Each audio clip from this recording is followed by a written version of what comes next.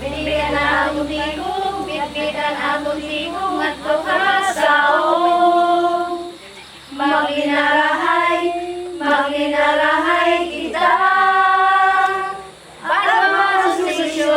Banwa Association, magkaorosa.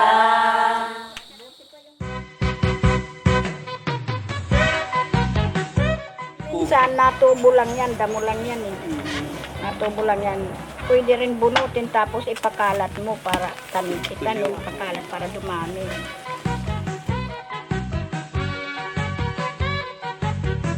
Pagkatapos mo ng palay tumubo, di mag-harvest na ng palay, yung kasunod nila tumutubo is siya, yung tigog na yun.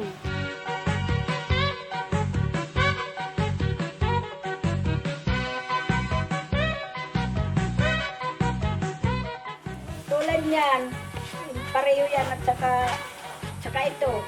Iniiba lang halimbawa, berde at saka puti. Tawagin yan sa amin samay. Sinapag-samay. Pare-parehas lang yan yung pagkagawa. Hinahabi. Isip na lang ang gagamitin. Ipag-divide mo yan para magkasya. Gusto ko talaga magkaroon ng shop na magiging proud yung basahinan sa akin. Pag maraming na ano dito, pag nakapansin dyan na maraming paninda, marami nabili.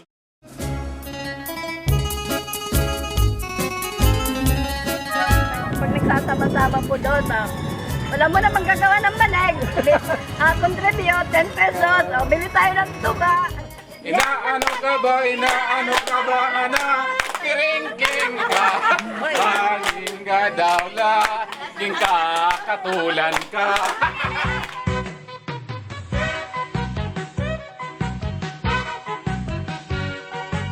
Dalawa kong makina na was out. Tapos, bumili na lang kami sa Maynila ng second hand. Ayan na po siya. Kung hindi namin gagawin yun, wala kaming hanap buhay dito.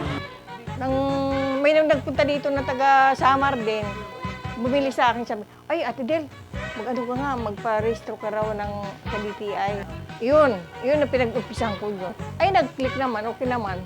Doon nagsimula ko. Ang nawala dito sa akin, ang banig ko lang,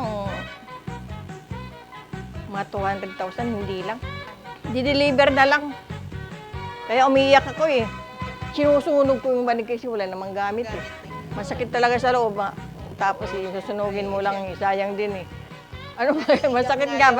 Kaya ayaw ko nga na nababanggit pa kasi ano eh.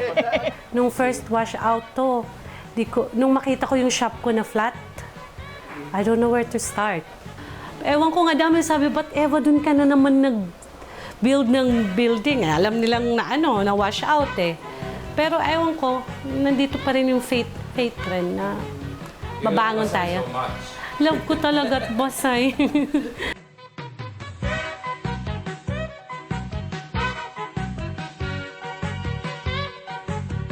Meron din talagang like Rene Patron na nakita niya yung banig na kahit wala siyang metal, walang leather, talagang mag-click-click yan. Siya yung business partner ko. Siya yung market sa state. She's from B1. First time in the history of Basay na mayroong container na pupunta dito. Just unload yung boxes made of banig bags. As malaking container talaga, nagtatanong yung mga tao, ano yun? Ay, banig yun ng mga bags, i-export, ganun.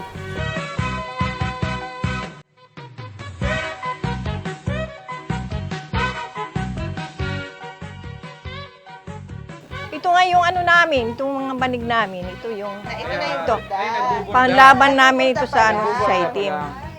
Ito naman po yung ano namin, yung iba-ibang kulay ito. Kasi may order kami ng Japan.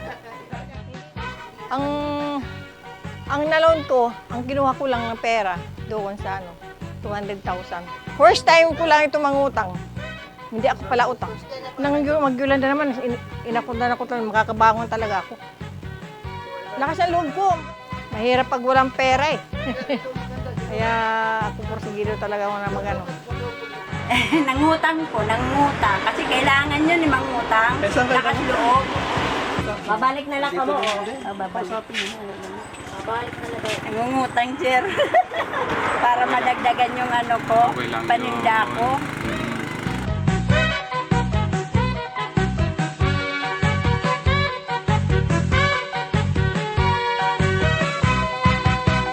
Hala sige na pagsarayaw kita kay nan nga ngatol na itakrapada pa. Sige dali na ayaw pag-ihaa kay kakaraghan maupay nga sunata. An aton lawas ikondisyon ka na halak iwa kay para balhason kita. Agud mawara an aton panloya pati an riyo manganhan aton asma.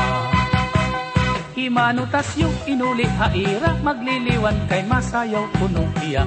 Duruan iya kaipa kay nagkikinita nga nagsisinarayaw kita. Iya puno igsusulot an iya bago nga ginpatahi nga Amerikana.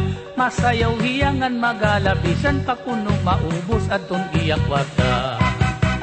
Kay ang lahutang nga sarayawon bisang tundaan na bagula gihapon.